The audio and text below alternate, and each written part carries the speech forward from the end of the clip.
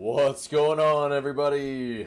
It's AJ coming to you from the Atlanta United Fan TV headquarters. And man, it's another 2-2 draw. It is just absolutely annoying a lot of times.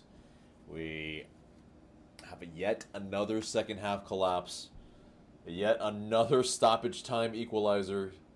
I mean, it's just, it's the same old story. It's just the same movie over and over and over and over again.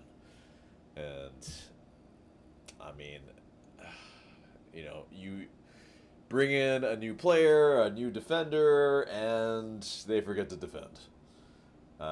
You have a very good first half, and then you start the second half again, where within the first 15 minutes, you concede a goal. And then you concede a go-ahead goal. And it's just the same thing over and over and over. And then, during moments of the match where you feel like, hey, the team should play that ball through the middle when the run is on, the play is on. Just be incisive with that pass. Be braver with that pass. Just play it through. Nope. Or there's a very great chance to put one to the front post. Instead, you don't. And then you get the clearance or get your opponent to clear it. And it only takes one pass, and they score the equalizer. Like, it's just... why is it so simple for the opposition to get back into these games? Just incredibly frustrating. Match after match. And now we're winless in 8 again. How many of those streaks can we have in one season? It's actually quite incredible. But anyway, all the early people, thank you very much. Gavin, I see you. I've never felt so disappointed after a match while we scored a garbage time bullet. Yeah, it was a bullet too. Alexei Miranchuk put his whole foot through it. And he didn't celebrate. That's good. He realized the gravity of the situation, which is very good. Strong says, sigh, hopeless. Connie says, time for new scouting staff. Maybe. Yeah, it's a player we bring in, and then it's a bet him in real quick. But this is the thing, it's like, Stian Gregerson, I mean, he looked like he was part of the difference for us in that first half. Clearing away all the danger in the box, making tackles left and right. He was solid. Second half, he started to tire. It makes sense to bring on Mihai, who made his MLS debut. And beyond the goal that he gave up, he looked all right, but it's just... whoever we bring in, it's the same scenario. Oh, turn myself up? Okay, let me do that. Turn myself up. Here we go. Boom, boom, boom, boom, boom. But anyway, and Connie says, also new assistant coach. And, yeah, he is signing off already. But, assistant coach, I don't know. That's, that would mean that, we can beef up the staff for Dyla, which means he's staying. Some of the fans don't necessarily agree with that. So I don't know why you would maybe hire anybody mid-season in terms of an assistant coach. But, yeah, I appreciate that, Drew. Yeah, we'll have you come on in a couple minutes here. But yeah, I mean, it's just like there were apparently 40,000 fans that came to this match, and yeah, for the run that we're on, I mean, that is actually kind of impressive. And I mean, we were moments away from Enya Mihai feeling the boos from the Atlanta United fans, not him in particular, but the team, for conceding very late. But Moranchuk absolutely rescued it. And yeah, like really pretty much the last play. And it's it's just absolutely frustrating that this is just I mean, this has been happening since Pineda's been here. These stoppage time stunners. Except, yeah, I mean, maybe not except, it's the same thing. We don't win. We're allergic to winning. And it's just, I mean, there were some more casual, newer fans behind me, and their positivity was just so endearing. And I really try to soak that in because it was just the naivete of it. But man, like I really want to enjoy a lot of the aspects of these matches, but they just make it so hard. Anyway, yeah, Drew, hop on in. I'm going to read some of this chat. Connor says, what's up, AJ? What's up, Connor? Gavin says, I think I'm officially Ronnie out. He's not the only problem, but now I think he should go. Interesting. What does everybody else think? Because Dyla, I mean, he can only do so much here. He can't prevent the opposition from basically being incredibly incisive, one pass, and your defense completely crapping the bed. I mean, it's just to an effect where what is he supposed to do there? But to be fair, Pineda had the same issues. But anyway, Shonk says Ronnie is a goner.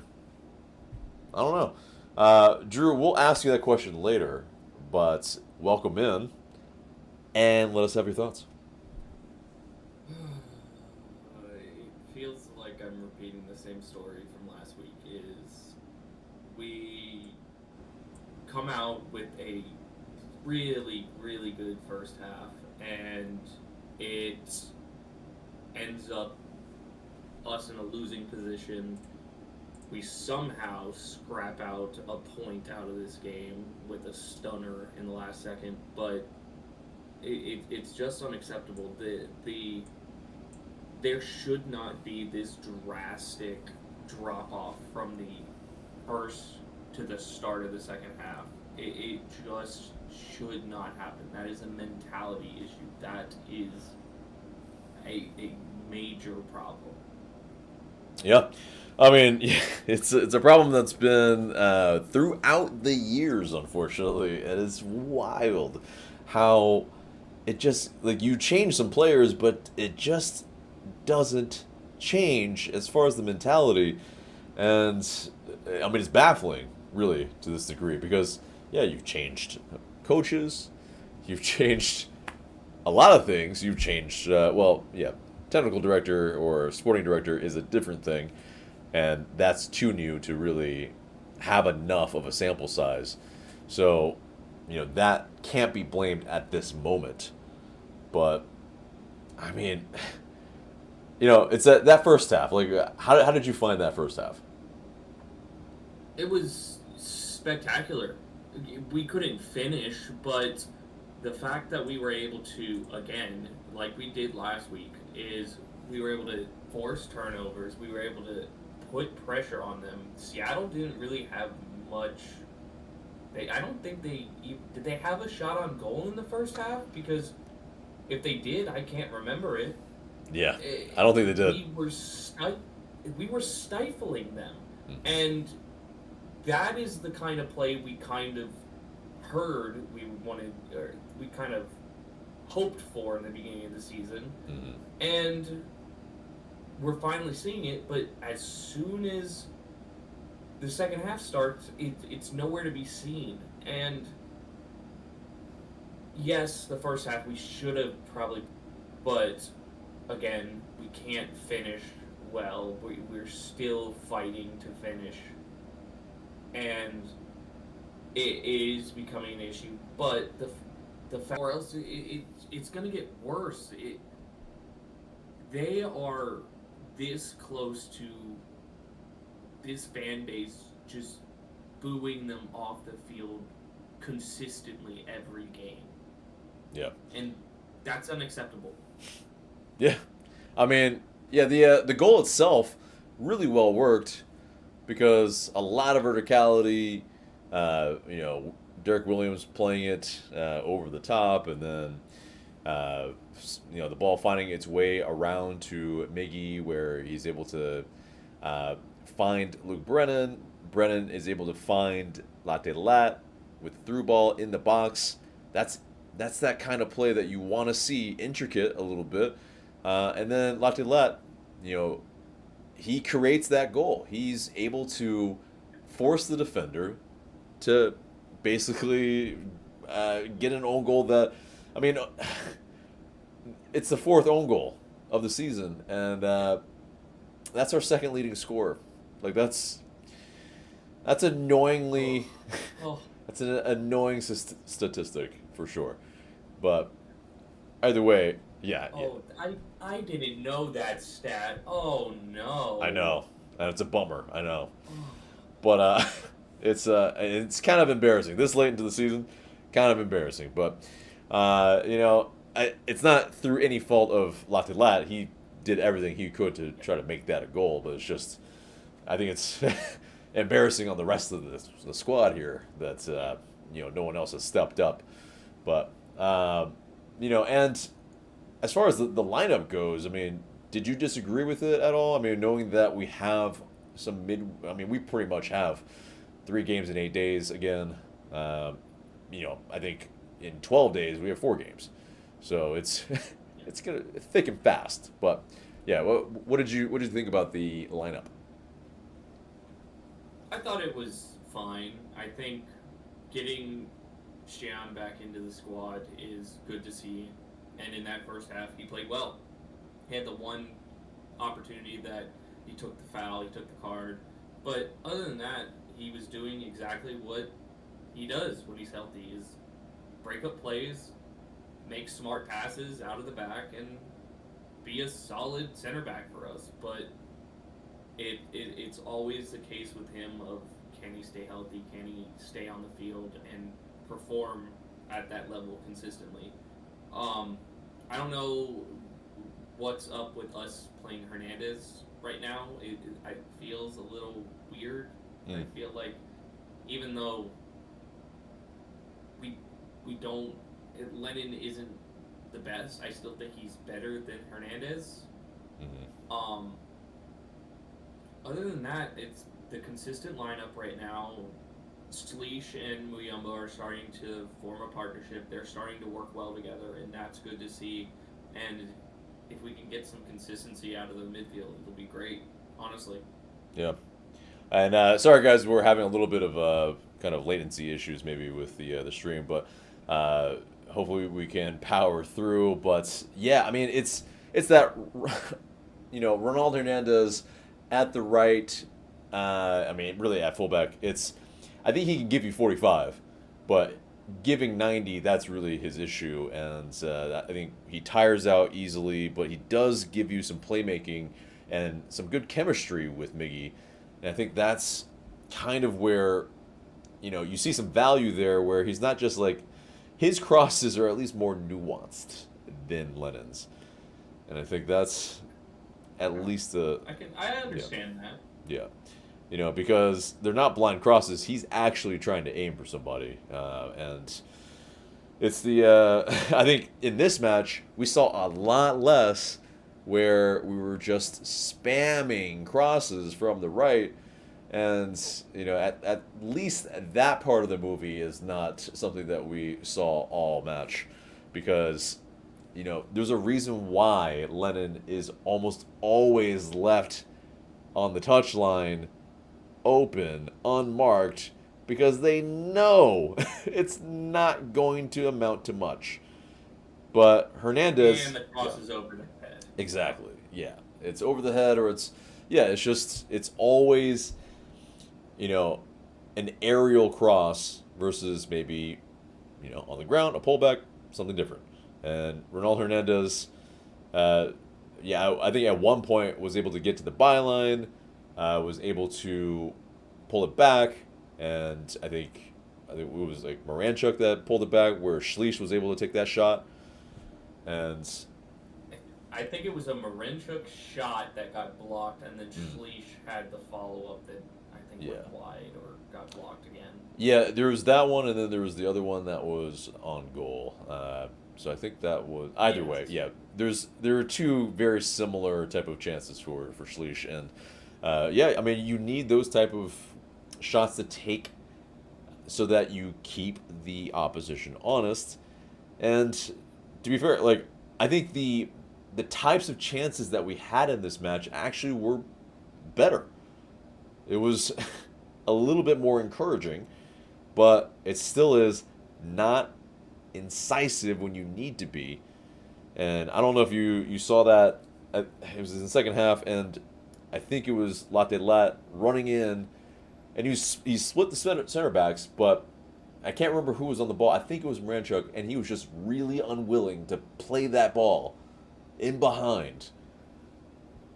And instead, he plays an errant wide ball, and it's just, and the chance is gone. And I'm just like, are we just allergic to wanting to play it through the middle, to play it fast, to play in a guy who's making the run? Like, I mean, you see a guy make a run, and you're just like, you know what? Not him. Just. I think that's a confidence issue. I think that's if this team had any level of confidence, they'd be willing to try that pass. But they are so in their own heads that they're worried about making a mistake there and turning it the other way, and end up just flubbing it completely. Yeah, it's baffling, and it's that one, and then it's the one that ended up as a goal for Pedro de la Vega, who, I mean, what an audition for him, for us, apparently, with the transfer rumor. I mean, yeah, he was pretty clinical. He hasn't been that clinical for them. I think he has been kind of played on the right. He's played a little bit more on the left, I think, in this match, and I think he's showing as a DP what he can do for them, coming from Lanús. But interestingly enough, it's kind of like a mirrored situation with Miggy in that sense. I think it was a pretty similar fee too from Lanús, or to Lanús. But I mean, it's just that ball that doesn't go to the near post. That, I mean, I don't understand why not. Like, no one's making that run, and it's just chaos after that in the box, where, like, how do you go from, like, a really great half chance of, okay, yeah, if you put that ball right there, man, ooh, what a chance that would be, to getting scored on immediately. It's just, I'm ruining it. It's, I don't know. It's just, I don't know if it's just losing your man or something like that, or not paying attention to the game. It's just, I don't understand how you can have a breakdown that badly from having a chance like that to it ending up in the back of your neck in less than a minute, basically. And it's just, I don't know what it is with this team right now. I don't know if it's coaching. I don't know if it's the players. I don't know if it goes deeper than that. I don't know what is up with this group. Yeah, I mean, it's way above all our pay grades, because if we knew, then it would be solved, and this wouldn't be happening. But this has been happening year after year, and it's just like, yeah, there's, I don't even know if like Nostradamus can predict shit like this, where like how I was gonna say, is it time for an exorcism? Do we need to start burning sage in the stadium? I maybe don't know. That's a great idea, actually. I think we do need just a spirit overhaul inside the Benz. It's really big, so I mean we're gonna have to burn a lot of sage. And yeah, that roof will definitely need to be open, because yeah, it's gonna be real smoky in there. But man, it's just like, yeah, I mean, an exorcism does sound pretty good right now, because man, it's like there's a lot of demons in there. Like I don't know what kind of things we pissed off, but somebody was pissed off. I think it's every player that we spurned, that Boca was like, and just some voodoo doll has been like just poked, and the voodoo doll is representative of our seasons. So I don't know, but yeah, let's get into the chat a little bit. Kenneth Slavic says, so late to the show, but Lennon comes in and we conceded a goal. Rough, man. It is the same shit, different day. We bring in a sub and they score. Yeah, I mean, it's like the subs, maybe, I mean, yeah, they do need some time to get into the match, but you almost feel like, yeah, if they're coming on, well, the instructions absolutely need to be there so that they are switched on from second one, so that this doesn't happen. But it just happens every single match, pretty much.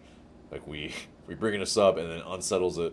And there's also a level of this, if you play, like, you realize, yeah, you shouldn't make a lot of line changes. And, yeah, I mean, you want to make the subs at times. And, yeah, at the very least, we're not doing, like, I mean, sometimes we have, but unfortunately.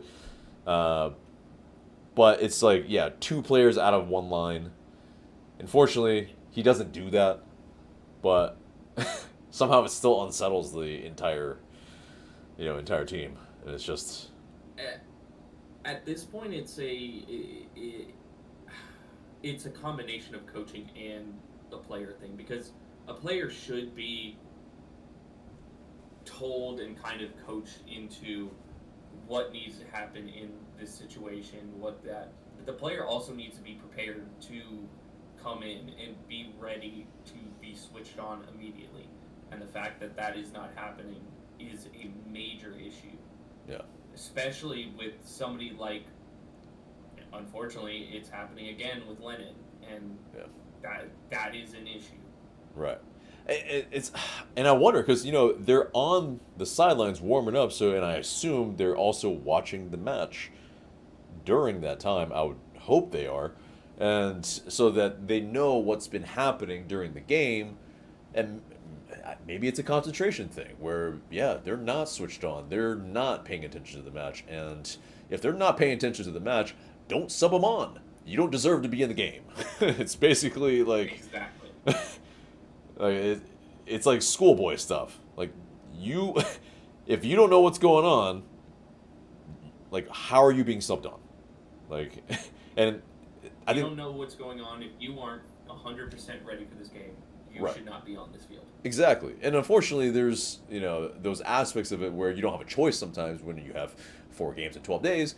But I think that's why you also saw the likes of Edwin Mosquera. He gets shipped off because, yes, there were a lot of moments where, he's that chaos merchant, pace merchant, but he also does that pass against Philadelphia Union where, it's he derails all the good stuff that we did. And, I think there were some people that somehow were defending. I've seen some comments that were defending Mosquera, of like, oh, he's a guy that has done well for us and, has shot well and has had some good crosses and passes. And it's just like, but it's the rest of your game, too, that also has to be ironed out. It's not just the moments. You have to be a secure player so that these type of moments don't happen.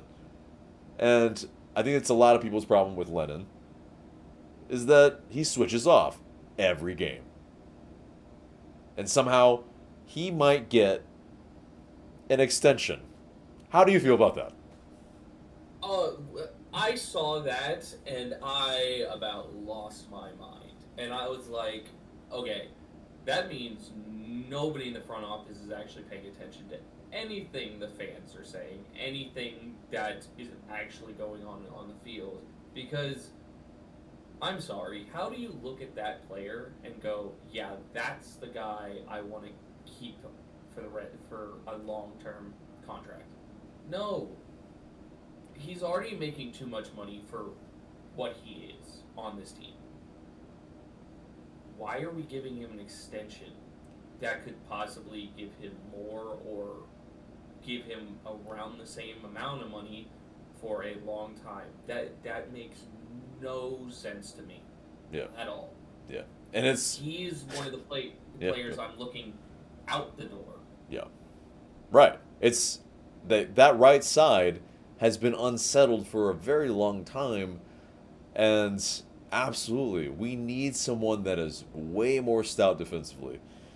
And yeah, he's long been not the answer. And if he stays, and maybe Ronaldo Hernandez as well, they will be two of the longest tenured players in Atlanta United history. Like, what are we doing?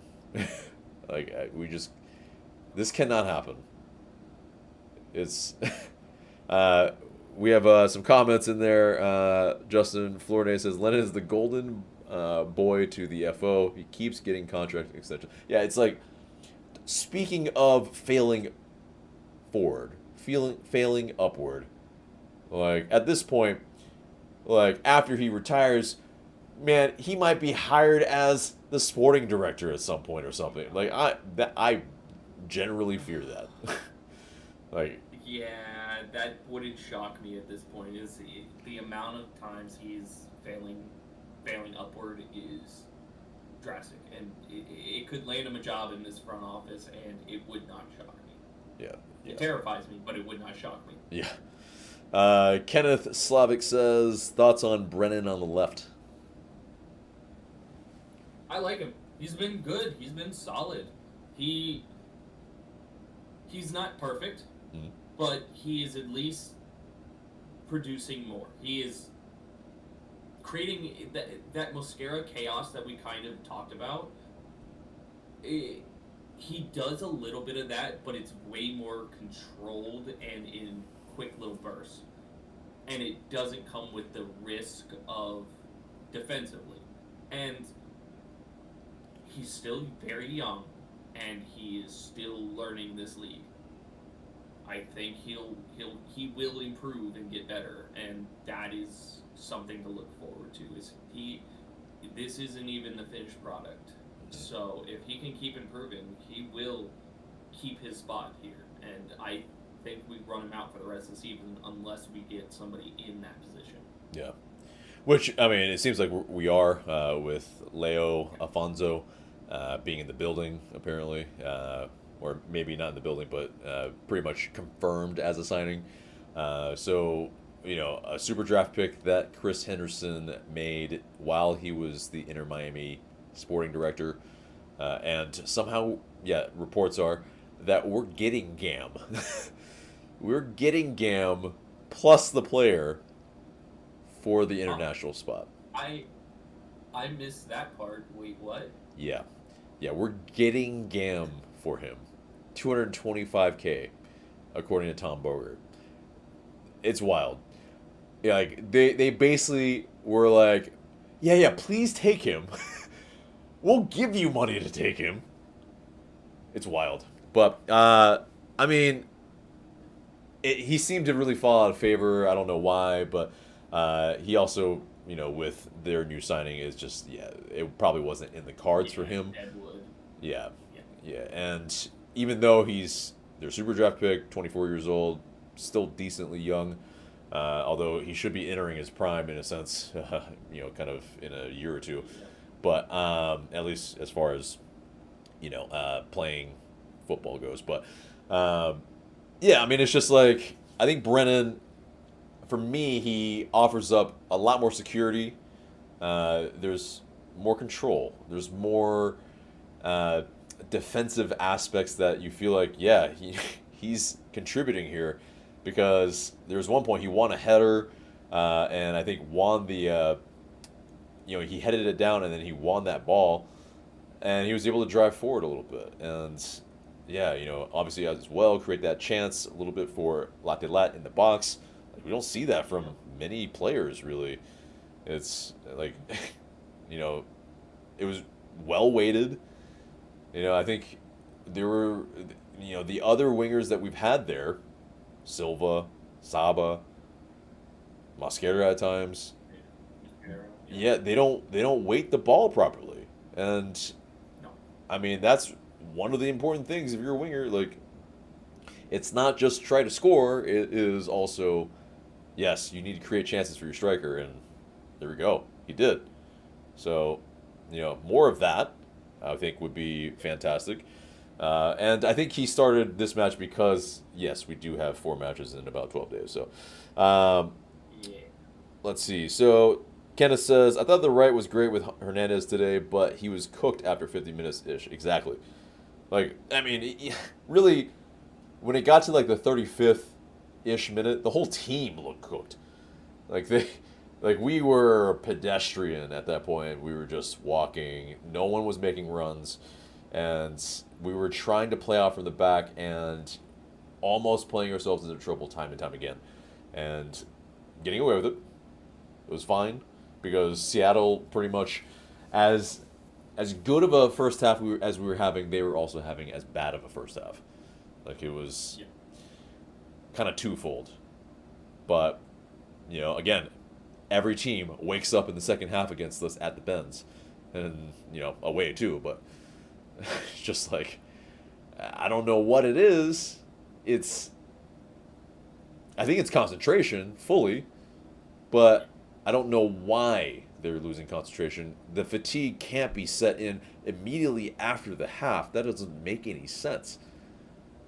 Like, I was gonna say, if it is, then that's when we should be making substitutions. If our play style is that taxing on players, then we should be making the subs at halftime. We should be changing the energy and do it in smart ways, not like we did the other day by bringing off a center back and throwing one of our wing backs into center back. Don't do that. Put a center back for a center back, midfielder for a midfielder, something like that to keep the energy higher. Mhm. But I don't see that being the issue, and if it is, we are not fit enough as a club. yeah, and I think that's one of the major problems is that we're having to sub. Okay, one of the last players that you want to sub off is a center back. Like, that's if you're doing that, like, you're just not setting yourself up to succeed. Because, yeah, one of the first players that you want to sub off usually is a winger. Because, yes, they're running themselves into the ground because they're making run after run and you're rewarding them. Otherwise, like, why are you a winger? You're supposed to I run. was gonna say, I'll give Shan the benefit of the doubt with this one. Yes, for especially sure. with him coming back from injury, but Exceptions sure. in this game. But, yeah, I mean, it's for the... sure we should have not had that issue Right. at all. Like we constantly have this issue in our matches where we're subbing center backs off constantly, and it's like Williams gets subbed off a lot, and then you also, I mean, which is fine if there's a game state that needs it, but ideally you keep your center backs in for the entire match, and if you have to play another center back for the midweek matches, okay, fine, you do that. But as well, yes, midfield, usually one of the first ones that you sub off as well, but definitely not at the half, because Click can only go 45. Like, that's the... And thankfully, he's gone now. Like, again, very great career. He's going to probably find his way into some Polish league maybe, and, I wish him the best. He seemed like a very cool guy, good person, but at this stage in his career, legs are gone. And it's just... Like, it is fully this. It's someone was making, you were making this point, and also I think Justin is making a point saying playing a style that doesn't run us in the ground would be great. We don't have the talent to play that style that we play, and it's exactly that. We try to aimlessly press from the front, and it's not coordinated enough. Our triggers aren't good enough. We don't know when to fully press as a team to win it up high so that we can get those chances in the box that it's most effective. But yes, this is a different league than the best in the world, but the likes of Liverpool don't even press that hard from the front. They don't even gegenpress anymore. So it's like, when you don't have a good press, well, then you have to find a different way to, maybe it's the mid block where you really try to, limit the space, and then you have somebody that can play that ball like that, like Trent at Liverpool, where, I mean, Lennon technically does have that ability to be able to put that ball in behind, but he never does. He doesn't play it early. It just doesn't happen. So, I was gonna say that mid block works. It works well in a more Liverpool style gegenpress.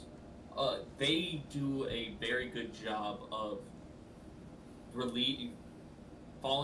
dropping back when need be, and then when it hits certain areas, pressing hard and trying to win the ball back. And if it doesn't, dropping back, sitting back, regaining structure, and then waiting for that next point to try to press at.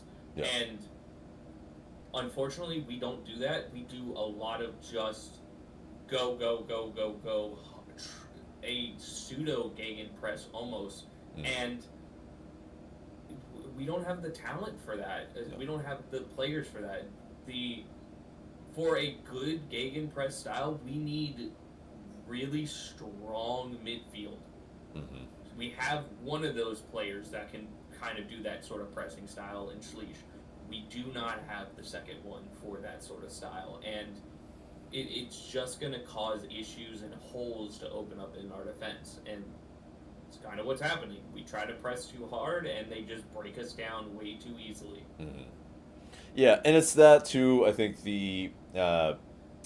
there's not enough instruction on that bit, so if we're going to try to play that, they don't look like they know what they're doing. And no, they do not. Not that like we're experts that we can tell them what to do, but it is like we have an at least somewhat educated eye to see that it's not working, and somebody that knows what they're doing should be brought in to fix that if you're trying to play that way. But as well, though, the credit should be given today. In that first half, they were winning a lot more duels, and that's why we had a much better first half. Like, it was just, like, Sounders couldn't really get a foothold in the game, even though they had a lot of the ball. But it was just go back to last game too. If you rewatch that first half of last game, it's the same sort of thing. We would break up a bunch of plays, and it would give us opportunities. Now, we're not capitalizing on those opportunities, which needs to change, but we are breaking up plays, and especially some of the Sleesh is a monster out there in doing that, and he is kind of coming into himself right now, and it's been amazing to see. But it can't be a one-man army with him, and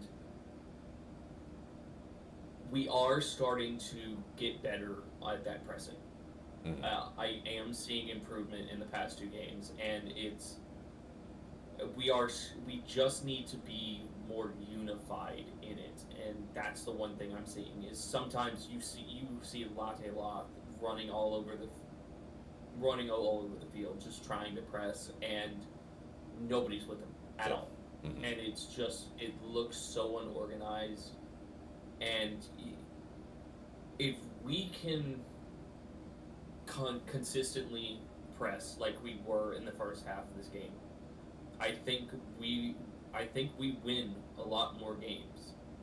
But the fact that we cannot do that for even 50 minutes, we can only do it for a 45 minutes period. That's it. That is not a good look for us. Yeah, and it's really that. I think that also is one of the stories of the season is like we really just run out of energy pretty much in the first half. And like it's just every match you just don't see the ability to be able to keep up the style of play, the energy levels for an entire match. And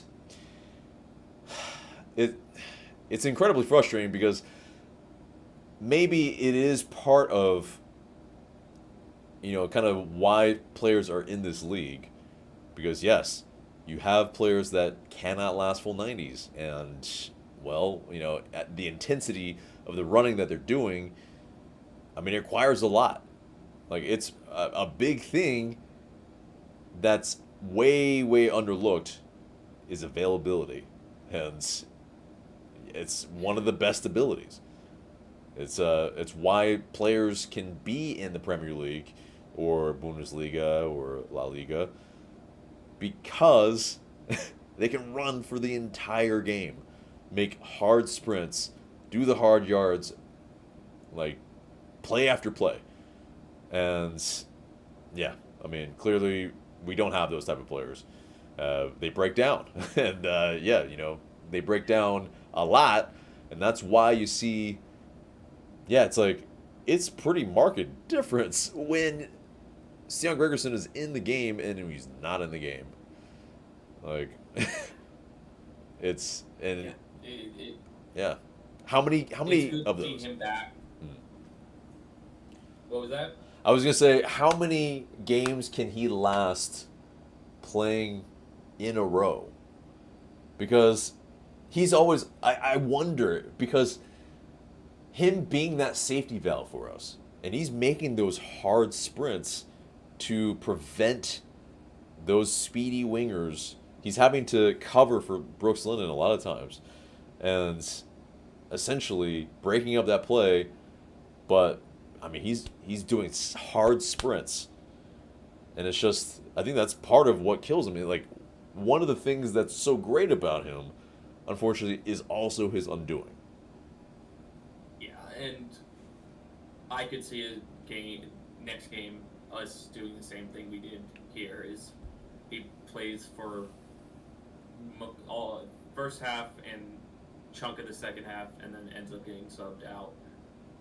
I would like for him to maybe sit this next game out and kind of look at the other 2 center backs we got. But we're already in a hole this season. I don't think we're doing anything to get into the playoffs this season unless we go on a miracle run. I don't see that happening. Let's see what we got. We still have Leagues Cup. We still have something to fight for.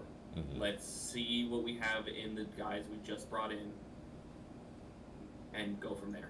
Yeah, I mean, fully agreed. Yeah, it's like we already know what the quantities are in Gregerson and Williams, and with the new boys, Mihai. I mean, Yep. the other guys already in the building as well. Juan Barakal. So it's that. It's like, yeah, I think next match, yeah, run them out, see what we got. Yep. I agree. Yeah, let's get into the chat again. Vamos Sounders. We have a Seattle fan in here. He says GG. He also goes on, as a Sounders fan, I kind of think Miggy would be better down the middle like in 2018. Then maybe Saba gets on the right like last season. We've talked about this a lot. The problem is Moranchuk is also a DP, and where do you play him? That's really the grand question. And we've tried him at the 8, Miggy at the 10, Saba on the right. I think it unsettles our defense a little bit because Moranchuk is not really that reliable as a runner, as a person that gives you a lot of energy, and as your number 8, that's what you need to do. That's pretty much the role. That guy runs the most in the match. You're number 8. Like, that's pretty much that. Like, he's supposed to be pretty much everywhere on the pitch. A good one, anyway. And that's not his game. So, yeah, yeah, go ahead. It's at a point of we got to make a decision whether it's Miggy or Moranchuk staying. And yeah. I really like Alexei Moranchuk. He is a very good player, and you see his quality. Even in this game, that tying goal is a beautiful goal.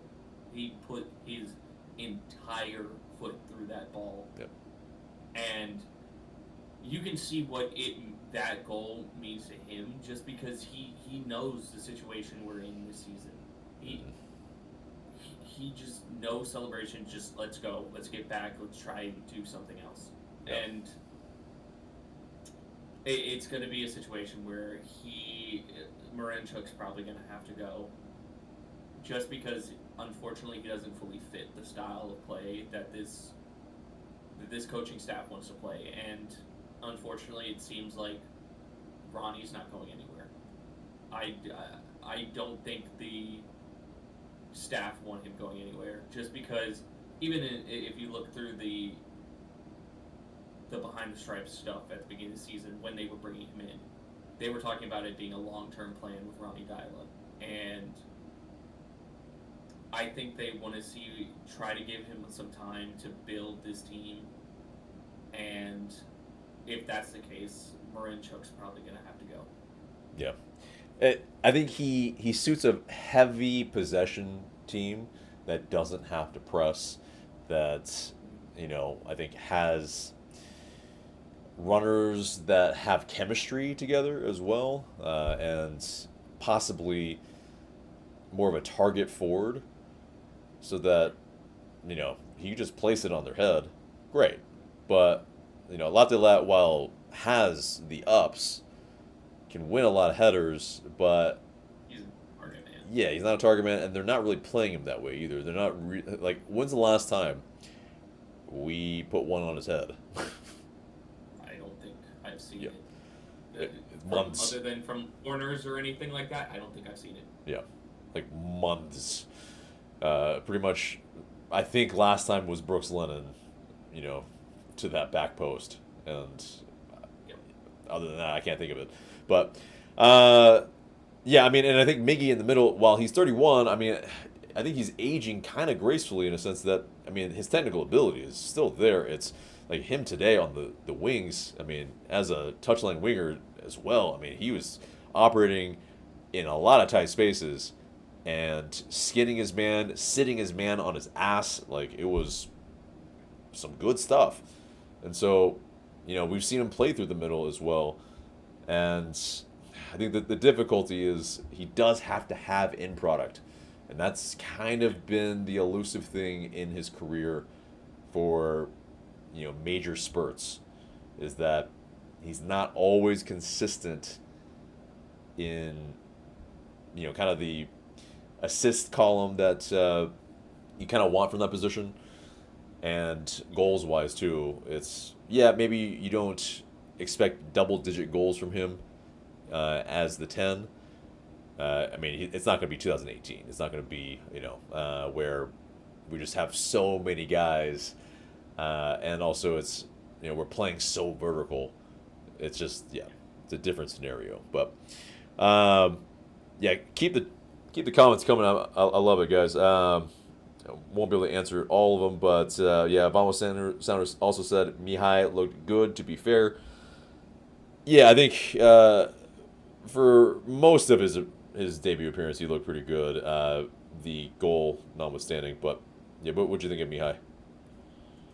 I think he'll grow into this team pretty well. I think he will be a solid option. It would not shock me if he ends up becoming the starter toward the end of the season here, and we kind of run him out for most of the season. He seems like he's a solid back there, and I'm interested to see how he fits in with our system and kind of see what his passing range looks like a little bit more, because that is one thing that they kind of wanted from him, is being able to be more comfortable on the ball and kind of pass well. We didn't get to see much of that this game, so let's see what he can do with some more time on the field. Yeah, and that's really like one of the center backs has to be the guy that the ideal scenario anyway is if you can't have like two perfect center backs where they're both good on the ball and good defensively and just very secure. You have ideally maybe one that is very good on the ball. The other one is maybe more of the destroyer type where they can win a lot of tackles, intercept, block, and win the headers. And maybe one's a little bit more aggressive and then one's a little bit more reserved. And with that, I think we're bringing in maybe aspects of it a little bit with Mihai and Barakal. Barakal seems more like the destroyer type in the sense that, he can win a lot of balls aerially, maybe not that good on the ball, unfortunately, but, having the pair of them, it's that yin and the yang. And, you need the balance back there, especially with how Ronnie is wanting this team to set up, and being able to have somebody that can kind of break up plays like a Schleich, but for our back line is really good, and that benefits our team a lot more. It can kind of shore up some of the holes that we have defensively when stuff starts to break down. Yeah, because I think you see the pairing with Gregerson and Williams, like, why that works. Like, Gregerson is that fail-safe, like we've mentioned before, and then Williams is a little bit more adventurous on the ball. But obviously, it's just the legs thing, I think, with Williams. But, I mean, and as well, I mean, it's like those two players, it'll be interesting. I think we'll have 5 fairly experienced players and, no young guys.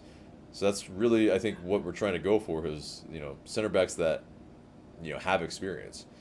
And I haven't been able to speak on this, but the Efrain Morales move is one of the most baffling things to me that I have seen from this club in a couple of years. And I think that is going to be a situation that ends up biting us in the ass in the long term. I feel like it's going to be a George Campbell 2.0, honestly. And to be fair, it's with CF Montreal, they haven't been winning with the center backs that they've had. It's just that I think they've also had some imbalance. But either way, George Campbell, played well enough to win a pretty much a contract with West Brom and go to Europe.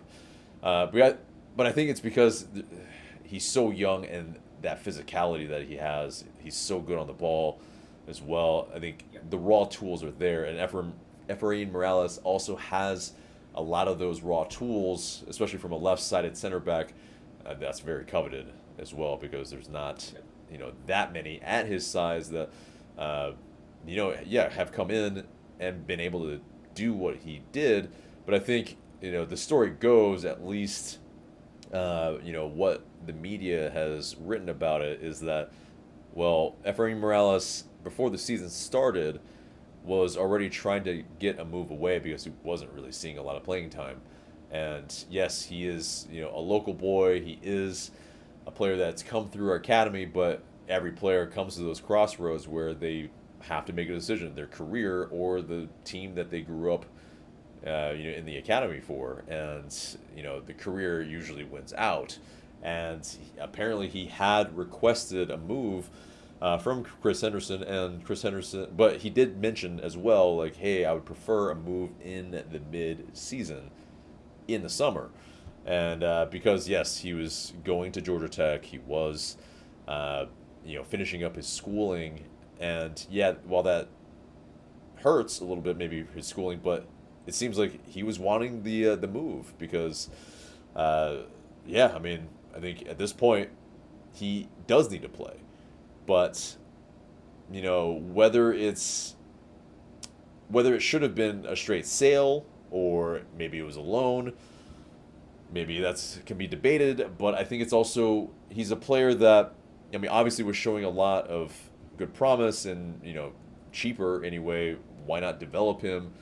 I think the problem is that the expectations are too high for not only the club, but also for the fans to have patience to pretty much, it's like in maybe a winning season, can you keep a Morales in the squad and go through the lumps? Especially, they will be a lot more glaring. It won't just be like, like you just ship 3 goals in a game, and so you can't really like highlight, okay, well, where was the problem? Like in a winning side, those little errors are going to be completely highlighted. And, while he was showing a lot of promise, he wasn't perfect. And, I think his last match with us, you saw how he got cooked, unfortunately. It was, pretty much diving in, maybe not diving in, but like, trying to win the ball in an area, maybe you should have just tracked your player all the way into the box and, wait for the shot that is probably going to come. But, Zaha also very, very experienced, and, that was a whole different scenario. But yeah, go ahead. No, and I get where you're coming from with that, and if he did request that he wanted to be moved, more power to him, and I hope he does well wherever he goes, because I think he will be a really good player in the future, and it would not shock me if he gets a move abroad in the next couple of years. He has the size, he has the makings of the ball playing skills, and if he can work on that technical, that kind of thinking of the game, he is going to be a very good player. Mm-hmm. Yeah. Let's read a little bit more in the chat. Strong says, patience for what? We are becoming worse and worse. It's not like we are improving. But that's the thing. If the team, if the club right now, the front office just goes with the kids, essentially they are saying, and especially with how many fans go to games and with their stated goals before the season starts, essentially they can't walk it back. They have to try to put out a winning side. And they also know, they've said this, that they know that MLS, one season you can be absolutely terrible, wooden spoon, and then the next season you win MLS Cup. So they're not being patient to, develop the kids. They're going to get what they can get to get GAM so that they can buy more experienced players, because that's what Seattle Sounders did. They buy those near prime or prime players that they can play for multiple years together. It's just finding that right chemistry of players, and obviously we haven't been able to do that. And you start to question as well how much of that was just the perfect confluence over there in Seattle Sounders, and how much of that actually was competence. I think it's a combination of both. You have to get lucky, but you need to have the ability to get lucky. You have to be able to create your own luck in those sort of situations. They probably did get lucky getting some of the players they did in the time they did. But to have this much consistency year in, year out, and be a consistent playoff team like they are, and be in the conversation all the time of, hey, are they going to do something this year? Hey, are they going to be fighting for top of the West? It shows that there is competency in that group, in their front office. It's just, do we have the people that can replicate that? And that is still a question that we don't have answers for right now. Yeah, because it's like Seattle Sounders, and I don't know if Vamos Sounders is still in here. Love to see what you're thinking about that, but essentially, Garth Lagerway, Chris Henderson, not with the Sounders anymore. Seems like nothing's happened. It's like business as usual. So, it's like obviously not the same for Atlanta United, and that's what we've been looking for is, okay, yes, you have turnover, you have change. You want to see the continuity. You want to see it either stay the same or even better. But it seems like, yes, it just keeps getting worse. But let's see. Nick in the ATL is gonna hop in about 3 or 4 minutes. But let's read a little bit more of the chat here. There was a very funny one from Kenneth. He said that Click, he's going to be going back to a full-time Twitch streamer, which I mean, could be. He's joking, but I think it's like, I mean, I don't know if Twitch is still a thing for sure, but it's like I don't know if he's gonna be really garnering as many fans if he did that, but maybe if he geared it towards Leeds United, then all those Leeds fans are probably gonna tune in. But I mean, there is a niche for that, and if he can exploit it, yep, why not? Make your money. Right, exactly. But because it ain't from playing right now, unfortunately. But well, technically, yeah, because it's like he's getting it from not playing, pretty much. He's had pretty much 2 clubs that are paying him not to play. It's kind of wild, but yeah, I mean, 40K follows on Twitch, and he plays CS:GO. Yeah. I get it. It's some people are gonna tune in. I get it. I think it's a lot of Leeds fans. They love him, and I wanted to love him. Like he seemed like a good guy. Like he seemed like a vibe. He seemed like a guy that I would enjoy hanging out with. But I was gonna say he had one moment for us, and that was the red card.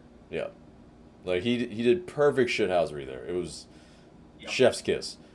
But man, it's the rest of it. It's like as a midfielder, you have to last more than 45 minutes. It's just, man. But let's see. Let's see. I think now's a good time for your final thoughts, Drew.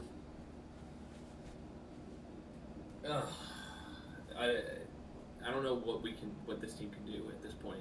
It's at this point in this season, it's about 2 things. It's about, can we find some consistency for Leagues Cup? Can we get a look at some of our new players and kind of build something for League Cup? And can we set ourselves up for success next season?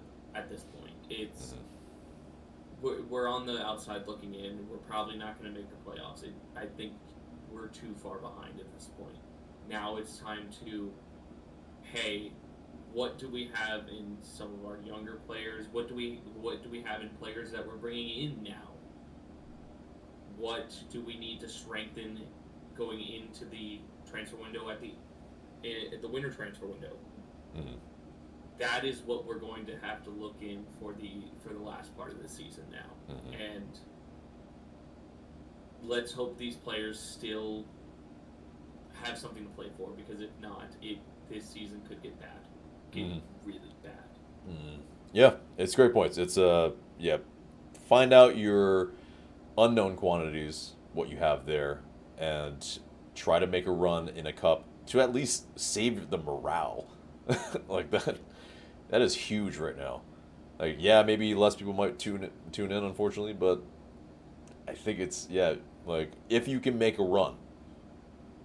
Like, I think you see what it did for Inter Miami. But obviously it also is they had Messi, so it was a whole different thing. But either way, it is still I think it turned around a fan base for sure. Yeah. But yep, my guy, thank you so much as always. Have a great rest of your night. Pleasure. See ya. Later. Okay, so we'll bring Nick in here. But let's see. Let's read some of the chats.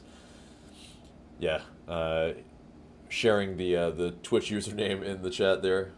I mean, definitely, yeah. Like, he may not probably have as many Atlanta United fans because, yeah, I mean, he kind of didn't play as much. But yeah, definitely, follow him.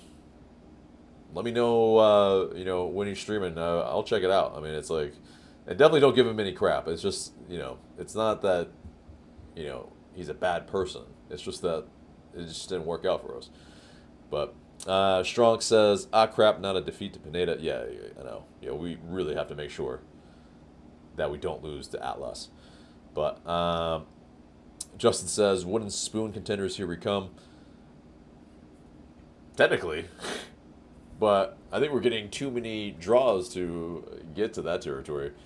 LA, I think, have a stronghold on that because larger part they're still losing. But yeah, if we keep a winless streak going, well, yeah. Strong says refs will save us, no chance. Yeah, possibly. Yeah, it's definitely interesting. But let me get Nick in here. Yeah,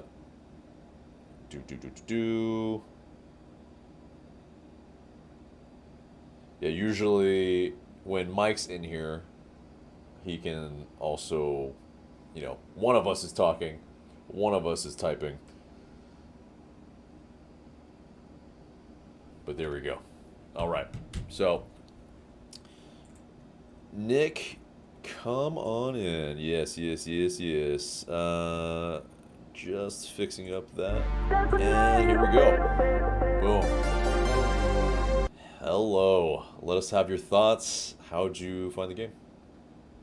Well, I'm not going to break down like I did last week, I'll tell you that.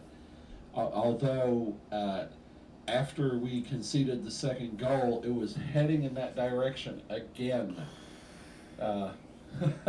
Yeah. But, man, Alexi, what the hell are you doing for 90 minutes and then 98 minutes. You do that 98, and then you decide to show the fuck up at the literal death of the match. He does that, doesn't he? Oh man. He constantly, he constantly just kind of goes for large swaths of games, and then, when you need him, because basically they're like, oh, well, we can leave him unmarked, no big deal, and then he unleashes that, just a thunderbolt. Yeah, and it's like, so, that first half, again, we play some of the best stuff, and, I mean, what were your thoughts on that first half? First half, not bad. Again, We played good for 45. We really controlled the pace of everything. We were playing a lot down in their third, and I liked what I saw. And then I thought, yep, it's going to go the way it's going to go again. And I sat between 45 and 50 on the clock. I was just waiting for it. I was waiting for it, waiting for it, waiting for it. And it happened a little later than that, but it happened. And I was like, yeah. And I could tell the pace had changed the instant the whistle started in the second half. I could tell that they made their adjustments and they were pressing us harder and getting back into our third of the field. You know, because that's what good teams do. They make adjustments. And we looked like we were playing, again, a totally different 11 out there. Yeah. Yeah, it looked like we were resting on our laurels of a good first half, and then, they just kind of bamboozled us like most teams do coming out of the half. And, I mean, it's just, it's just incredible how Jekyll and Hyde it is, but it is also, I don't know if you're into Marvel or anything, but I'm sure you've seen it. You're a movie person. I mean, it's Thanos. It's inevitable. It is annoyingly inevitable. I get that. And it's just like, man, like you just like it's a I'm weird ready to drinking snap game. my fingers. Exactly. Yeah, it hasn't happened yet, but it's getting close. Right. And instead you're hoping that maybe the club can just snap their fingers and get us out of this rut. But that would be asking too much. That's not in the cards. That's not what whoever has that Infinity Gauntlet is actually wishing for us. It almost seems like, I don't know if you were watching it earlier, but if I was talking like, it feels like there's a voodoo doll for our seasons, and someone is just poking the hell out of it. And I get that. Like year after year, every player that was spurned by Boca is just like stab, stab, stab. And it's just... Well, Joseph scored tonight for San Jose to this so far, so... Yeah. And, it's that. It's like, it's usually this. It's like a couple years after an ACL is when you start to return to normal. And, unfortunately, I think we're seeing that, Joseph's a little bit back to normal. And, it's, he's getting to, an age where, I mean, any sort of other injuries is going to just nullify it all completely. And, you're going to, you're going to see like Luis Suarez type stuff, but, where, hobbling on knees, not biting people. Not that, but By the way, side comment, it's impressive how not having two of your players on the pitch and you played a scoreless draw with Cincinnati. Just a side comment on what else happened in the league tonight. Yeah, I know. Yeah, it's not a unique problem that we have, unfortunately. It's every team, if your best players are not in the team, that's going to happen. You're going to really struggle winning. And, with Stian Gregerson, today in that first half, did you see that? Like, did you feel like it made a difference? Yes, him being there did make a difference. I mean, he was absolutely out there enforcing as he should. And he drew a yellow card, and I totally was not surprised by that. Well, I have lots of comments on the officiating, and other people do too. There's a post by Homer over in the Matchday chat that VAR sure went to get a hot dog at one point. Yeah. I don't know. I'd have to go back and look at the actual game footage just to see if it didn't look like it was off. I mean, we were clearly off at one point when ball went in, and it was clear on the replay in the stadium. It was way off. It wasn't even close. No. Yeah. So, there you go. Exactly. I mean, it was. I wasn't even worried about the offside. It was clearly offside. And No. but yeah, there were some other ones where it was some very soft calls that frustrated the fans, and I think with good Oh reason. yes, me too. And I think it was, yeah, Miggy got like mushed to the ground and no call. Okay, Over in front of the bench. I know the play you're talking about. Yeah, and people were upset because it was just like, yeah, like ref, open your eyes. You have to watch the entire play, not just, oh well, he got the ball ish, sort of. But I mean, how did he continue the play? Is because yes, hand was on head, pushing the player down to the ground so that he could create space. Like that's a foul. It's a foul all day. But like it's not shoulder to shoulder. That's not a 50-50. Like you cheated to be able to have the ball further. But and as well, the fourth official had to pretty much become the center ref as well because yeah, I mean it was like I don't know what happened to the center ref, but yeah, he had to get coming out of the game. Maybe he got a cramp or something. I don't know. That kind of stuff. I've only seen it one other time, but yeah, it's wild, and I haven't seen it in MLS, so definitely interesting. But so Wow. yeah, thus the long delay. It was like, like self-inflicted for. That's why I was like, was it 8 minutes? Yeah, was it in the second half? It was. And so that's why I was like, 8 minutes. Like, it almost was like kind of where I felt like, man, that's a lot of time. Why did we have that much added on? And then that's where Seattle Sounders were able to, get that lead. And, well, thankfully, it was actually 8 minutes. And thankfully, it was in the 9th minute of stoppage time. Because if that didn't happen, we probably, again, there might have been booing. Mm-hmm. I mean, Someone, Justin Flournoy, says they said on the broadcast that he didn't center ref a lot this year. so yeah, basically he can't run the entire match. That's basically click for you. Just like us. Yep, that's basically Mateo's click. Okay, well, Oh, now wait a second. about the mention of the Twitch channel, which I did hear the last part with Drew.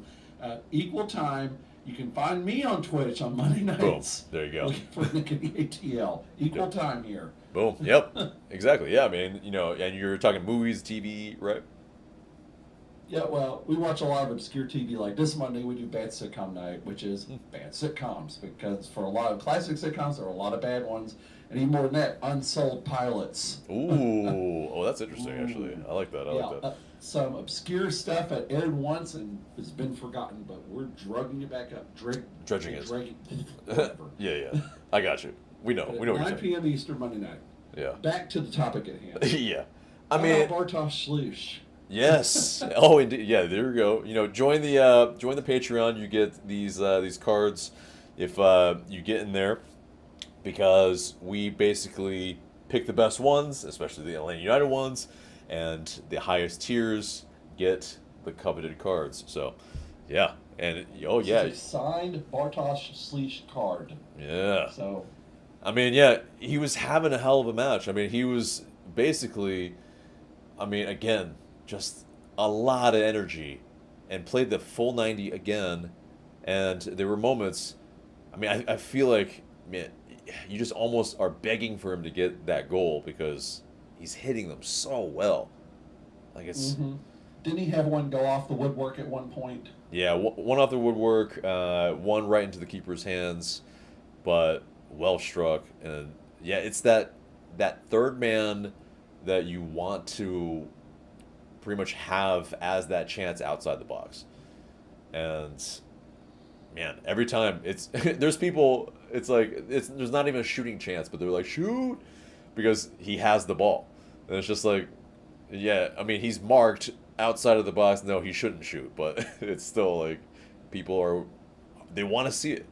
And to be fair, he hits them well from distance, so you don't blame them, really. It makes He's sense. gotten one goal already. He's gotten a Golazo that way already this season, and that was The one he put off the woodwork was almost the same way. Yeah, indeed. He's out just right of goal, about 20 yards, and boom.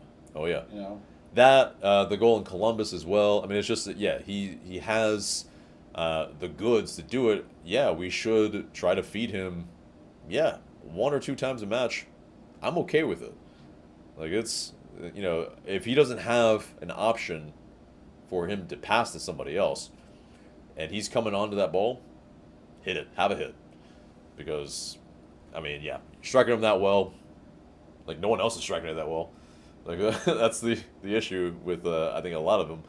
I mean, Ranchuk. It's that kind of like, okay, if you can do this, also do it more. Like, it's just, you know, I don't know why you have to wait until the very last play to really try to put a foothold in this match. Because otherwise, I found him kind of anonymous. How did you find his game today?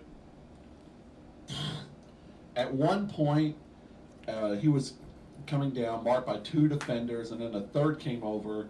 He's just dribbling the ball around, and then he got his pocket picked and went back down the other side or whatever. And I hollered at that point, Alexei, what are you doing? Yeah. I think what we might be talking about, yeah, is that he was in space. I think Guzan played him on that right side. He was all by himself, acres. And so it basically was a great counterattack opportunity. And no one else ran with him, but he also, it somehow became a pass back play. It's like, how do you go from you don't have anybody marking you, and you can pretty much run in on goal, but because, obviously, not the fastest guy, not the paciest, 3 guys caught up to him. Play fearless. Play fearless. Just go. Go with it. Yeah, it's baffling. That, yeah, one of the many frustrating plays in this match. But, yeah, I mean, as far as, you know, that second half goes, you know, we talked about the inevitable, 15 minutes after the half. But, in the dying minutes and, in stoppage time, where was your heart? Well, there are a couple perspectives on this, and I will be completely 100 here, that we're fucking shit chants were starting again. Yeah. And Yeah. I was not having it, because if we're down 2-3 games from the end of the season, then I'll start to chant that. But I was not having it. So I actually, this was about a minute before we leveled the game. I walked out and was starting to walk up the steps to get away from this, because I was just totally pissed at these chants starting. And then we scored, and I ran down, get back to Chris on the flag, and and I was like, and I turned to them and I hollered, "That's why you don't chant that." Because can they hear us on the field chanting that? Probably not. So why? I mean, and they're my friends. We can disagree about it, but at the end of the day, we're still friends. So I'm like, come on, we've got to support them for 90. We've got to. I know it's frustrating. I know it feels like that. Even though for the supporter section, even though the ticket prices stayed flat, that's not good enough to a lot of people. They still feel like they're being priced out, and that's a whole nother topic of discussion for another stream, I don't know. I think we can talk about it, because it's while the supporter section and reserve supporter section seemingly didn't see an uptick in their prices, it's still, from year one, it is way over double. It is probably triple. Yes, it's true. And, I mean, at this point, the product on the field is not commiserate to what people are paying, and especially if you're paying essentially some people. I think I was looking at club seats, not personally buying them, but I was looking at what they were paying in the first year and what they were paying now. Like, it is absolutely double. Like, I believe it was like 900, and now it's 1,800 for club seats for an entire season.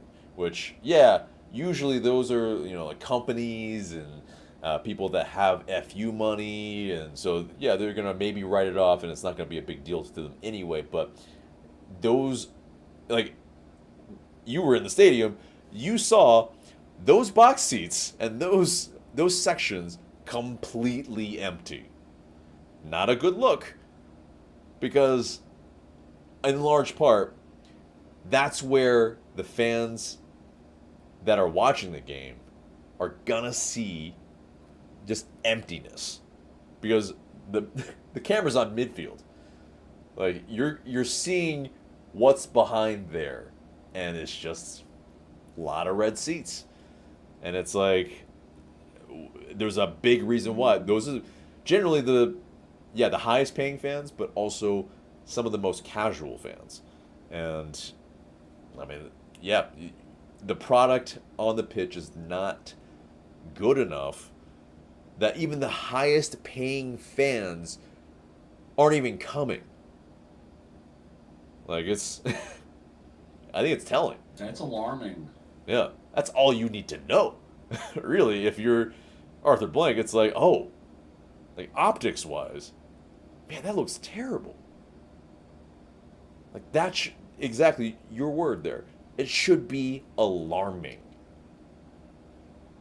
And yeah, I mean, again, I mean, it's like, it's not on Blank to figure it out per se, to a degree, but he has to hire the people that can figure it out. And Garth Lagerwey, yes, he is on cancer leave, and we wish him the best. But yeah, it's a problem that supersedes him. And yeah, now it's on Chris Henderson to completely try to figure it out in his stead. And hopefully he can. I don't know if you were able to study a little bit of the players that we've been rumored with, but at least you saw Enya Mihai and his performance. How did you find it? I like him. He played really aggressive. I noticed he got a few close-ups on the Halo board at certain points, and he's in there shoving for corners, on the other end of the field in the opposition. And I'm like, this guy knows what he needs to do, He's a pure defender to me. The little hype reel the team posted after he was officially announced, I watched that and I liked what I saw. However, it's going to take him a couple of matches to find his feel here, so I'm enthusiastic about him. We'll see how he does. Yeah. That's all I have. Yeah, unfortunately, yeah, he was a little bit culpable for the second goal, but it is where, he obviously has not been able to bet in at all. This was his first minutes, so, you can't fault him too hard on that, really. But it is, you see some of the, the elements of his game in his MLS debut. So, yeah, there's, I think, promise. There's some things that you can, I think, from a raw perspective of just a very small sample size, you can see that, yeah, he's not afraid to be on the ball. He's, it seems like, at least the weight of the ball that he's passing with seems to, he can, give it to the left back confidently, from that right center back position. And, I think he tried a diagonal ball. I forget if it connected. I think it did with Saba.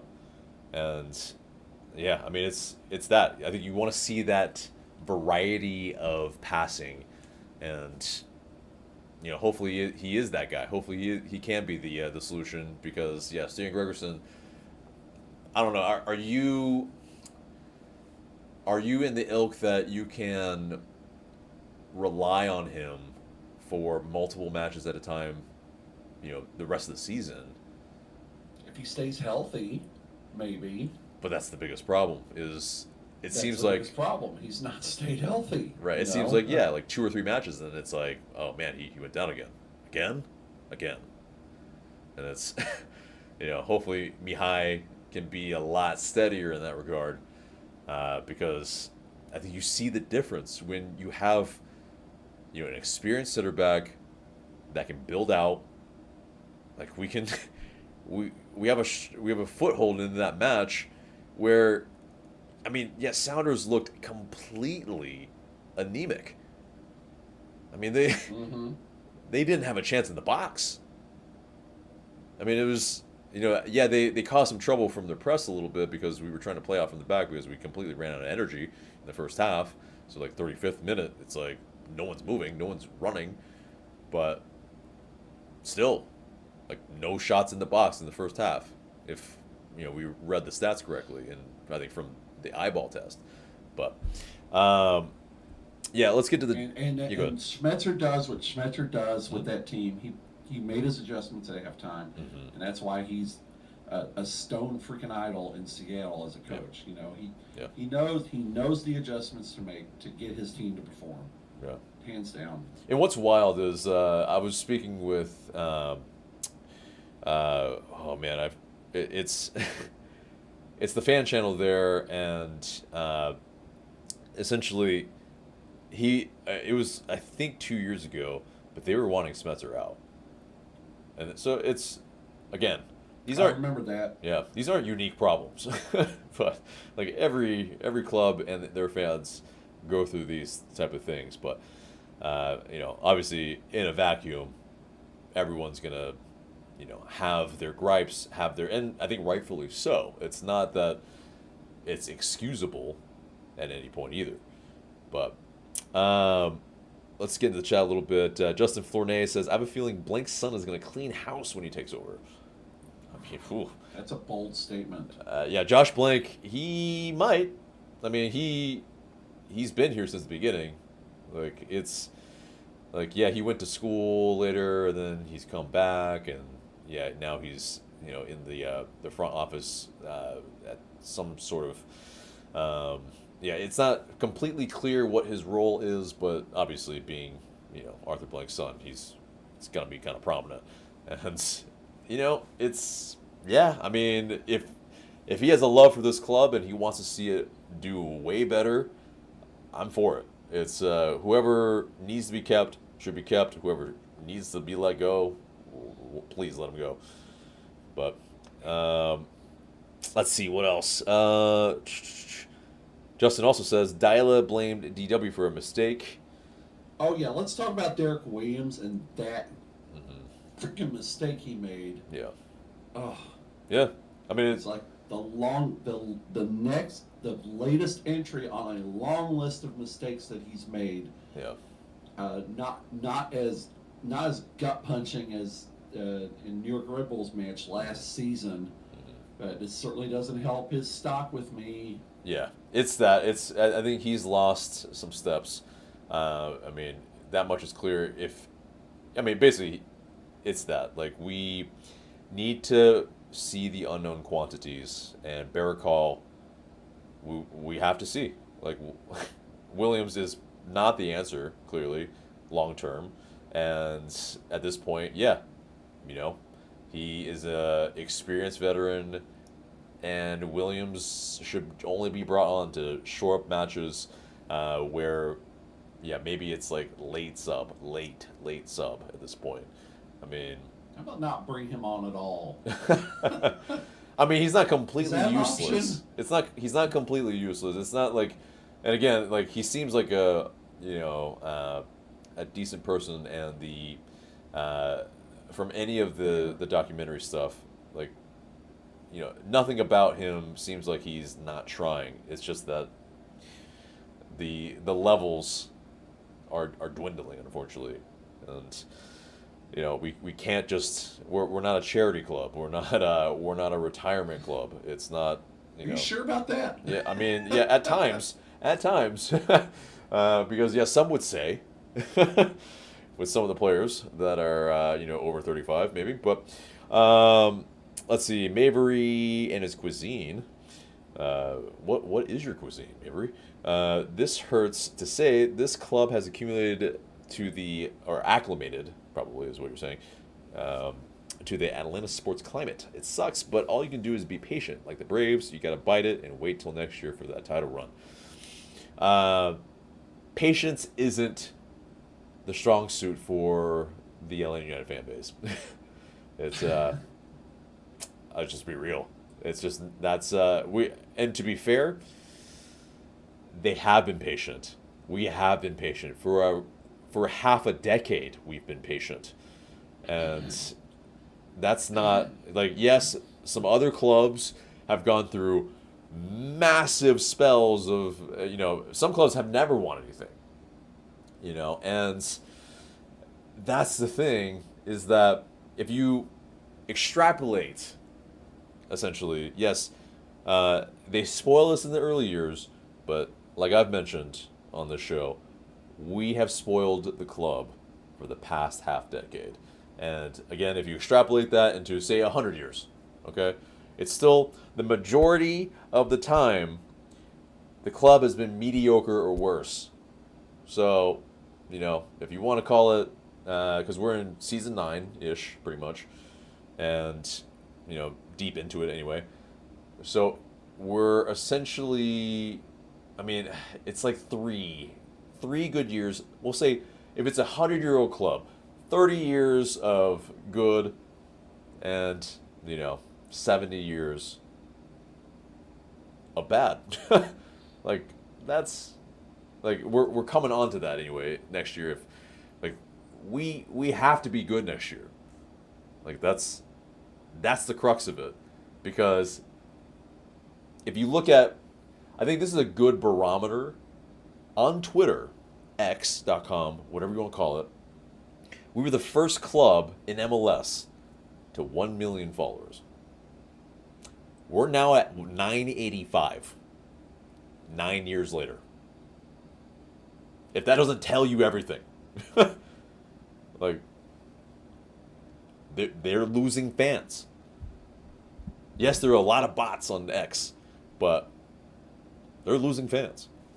But And a lot of other things. And a lot of other things, exactly. Well, the games lose the fans, then, yeah, people aren't going to the games, and then you're losing money, and then, yeah, just everything. But, okay, let's see. Justin says, I was going to say 6 years is patient enough. Exactly. Yeah, it's, for some say, over a decade, or over half a decade, but go for it. You were I will say there are a lot of fans, myself included, that either haven't recovered from the Eastern Conference final loss in 2019 or Joseph tearing his ACL in 2020 in Nashville. Yeah. And that we really haven't recovered from either of those things, and they happen so close together. You Yes. know, a lot of people say that's where the club's fortunes change. Yes. Yeah. I think it's very very much that is the case. That's the inflection point. That's the those are the two moments that's like, what if? But Well, the interesting thing was we would have played Seattle in the Benz in Yeah. the MLS Cup final in 2019 had we beaten Toronto. So and that's we a were what close. if, I you know, and we were so close. Yep, exactly.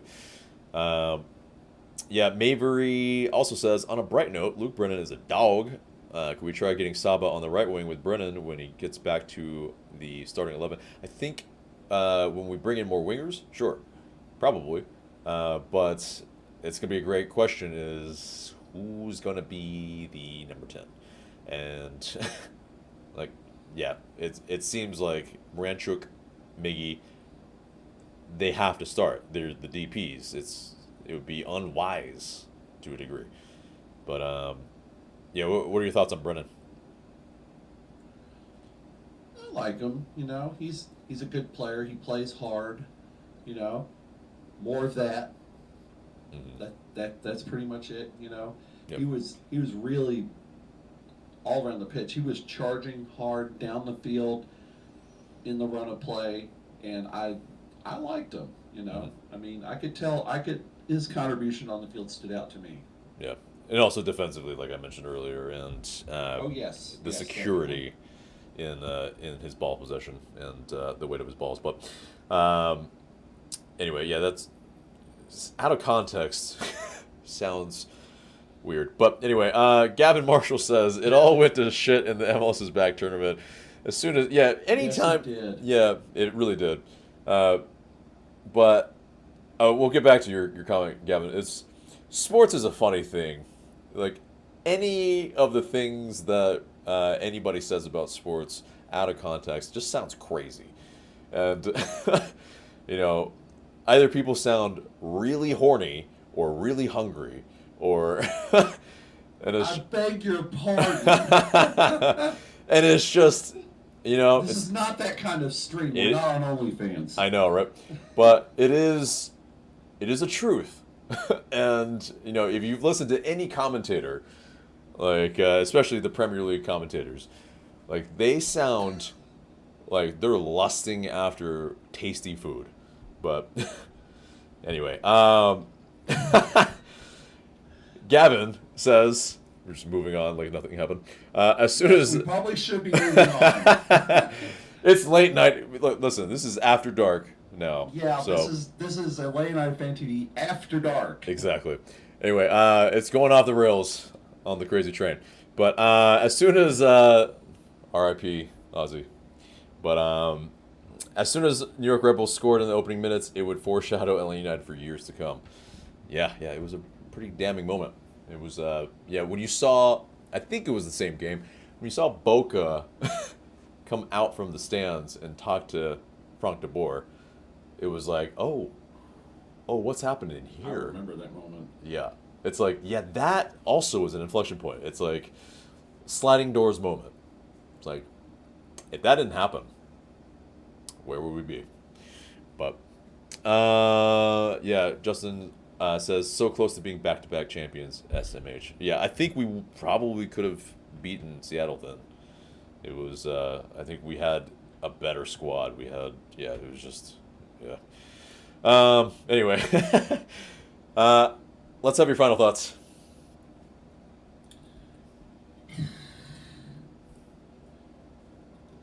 No change from previous thoughts.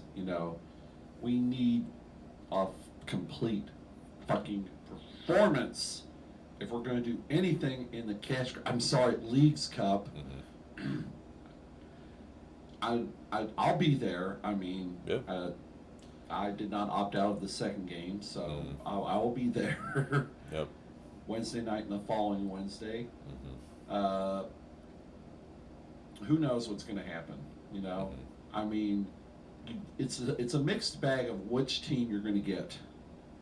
It really is. And until they can convince me they can play a full 90 minutes, I'm going to remain skeptical. Yeah. It's all I can do at this point. Mm-hmm.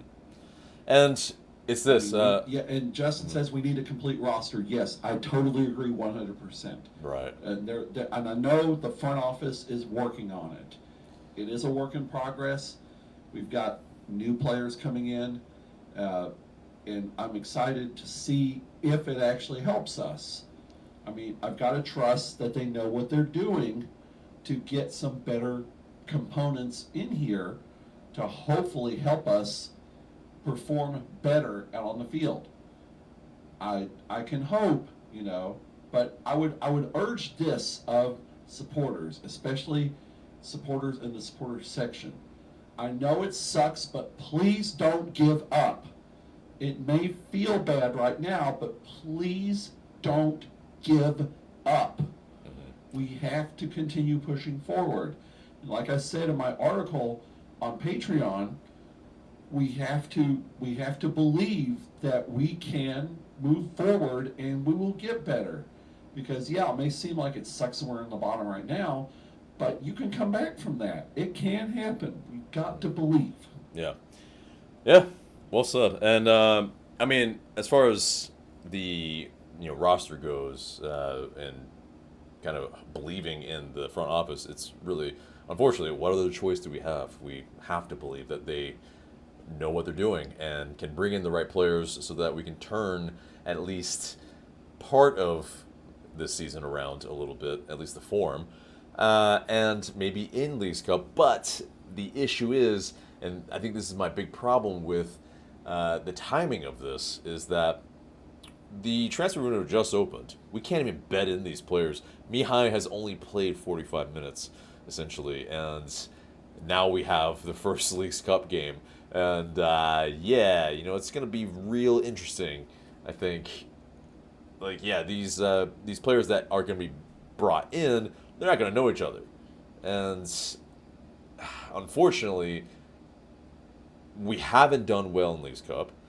And those were other reasons, but you are basically bringing in these players so that you give them an audition, and unfortunately, if they don't do well, they won't have many other games. Like, the season's pretty much, 2/3 over, and then if you don't do well in Leagues Cup, if you don't advance, you're not going to have any more games. How do you find out what quantities you have if you don't have any more games? So it's... I think it's my problem with MLS and the scheduling here on this is that, like, you just punt. You basically have to punt it. Like, if you're another squad that you have a complete injury crisis, I mean, you're like, who are you playing in the Leagues Cup? Like, as far as your players, like, that's too many games. Like, you have a game every 3 days. Like, I think the injury crisis clubs are probably having to play a lot of academy players, probably. Like, is this smart? Is this actually good for you as a league to have not your best players be playing in these games? It's just... Yeah. But I hear you typing. I hear you looking up something. Well, I was just good. Good Lord. Leagues Cup league phase, is that what they're calling it? Jesus Christ. Yeah. I was trying to find what the schedule of the games was, just so I know. Okay, Wednesday we play Nakaha. Necaxa. Yeah, Necaxa. Necaxa. Mm-hmm. Okay. And Saturday. Basically, we have... I know the second game's in Orlando, which is Yes. mind-boggling to me. For sure. We play UNAM. Mm-hmm. That's August 2nd, which is, come on, calendar, damn it. Yeah, it's UNAM. Next Saturday. Yeah, it's Pumas, but yeah. Yeah. And it's the following Wednesday. Atlas. So Yeah. Let's talk about this. Our former coach is coming. Yeah, we cannot Wednesday, lose the 6th this game. of August. It is a game we cannot lose. It is a must-win, and yeah, like, it's unfortunately, we've seen this movie before. Like, we've talked about, basically, Stephen Glass did a number on us as the Memphis 901 coach and knocked us out. It was I mean, man, it's so, full disclosure, his wife still messages the Atlanta United Fan TV IG account and wishes us well all the time. Sweetheart. Absolute sweetheart. Well, thank you. And she, like, wishes, players well, and she's, like, she's constantly in the DMs, like, just, saying good stuff. And so they have no ill will towards Atlanta United, clearly. And also, yeah, when it all, like, Nick, I don't think I've talked to you about this before, but yeah, when, the really bad stuff happened in 2020, for me personally, yeah, they also reached out. So it's like, they're just good people for sure. But yeah, it's like, when it comes to competition though, like, Pineda probably doesn't have, like, massive ill will. Let's be real, like, he got kept on way longer than his leash should have been. But True. Ultimately, yes, he was let go in the middle of a season.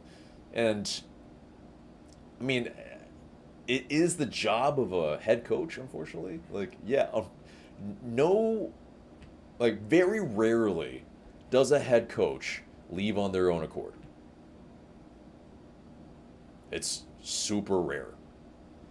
So Unless you're Tata Martino. yeah, exactly. Which it seems like he's that like hot girl or hot guy. He's like, like, well, I want to reject you before you reject me, Like it's that type of thing. And Well, Mexico rejected him. I mean, unfortunately, yes. But that's like one of the rare times. Like Tata Martino generally has left everywhere he's been first. Like he doesn't overstay his welcome. He's like 2 years or less. it's I'm debatable out. in Miami, but that's we're not going to go down that road. Yeah, for sure. I mean, yeah, debatable because I think it's this. It's the same type of thing that he faced when he was at Barcelona, is that he didn't win the big things. Like he won some stuff, but he didn't win the big things that people cared about, and so ultimately, he was ousted. Exactly, yeah, the star.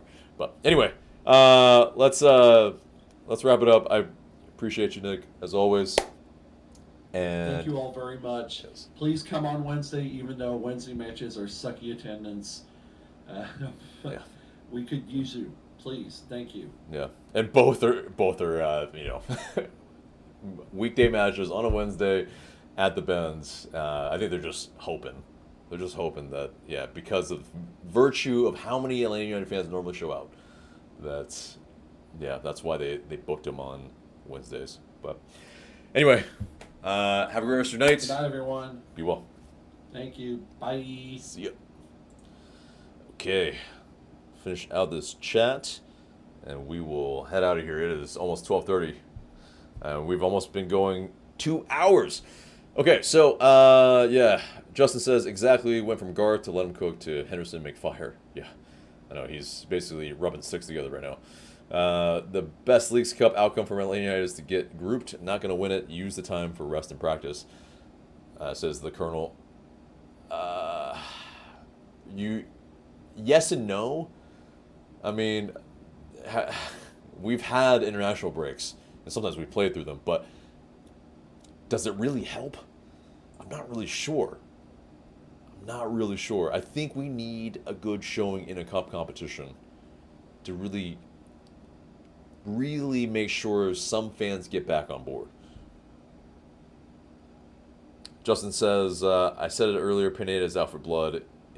He come get this butt whooping. Yeah, possibly. He left 2 good clubs in MLS. That is crazy to me. Yeah. I know. Yeah, Tata Martino. It's like I think with Inter Miami, he was already. There were some shouts from Inter Miami fans, like they weren't necessarily enamored with his tenure. But with Atlanta United, I mean, he's still, he would be welcomed back with open arms, just like Miggy, I'm sure. But I think he'd probably want a lot more say in the players that he brings in. And, I think it was a decent working relationship with Chris Henderson, so it's possible. I'd be curious. I don't know if he wants a regular, everyday head coach job. I think he came out of that kind of national team type of cadence for Messi because it's Messi. So, anyway, guys, if you're here at 12:30, thank you guys for sticking around. We appreciate you so much. Remember to like, share, comment, and subscribe. I've been AJ. We'll see you in the next video. And yes, have a great rest of your night. Good night. Bye-bye.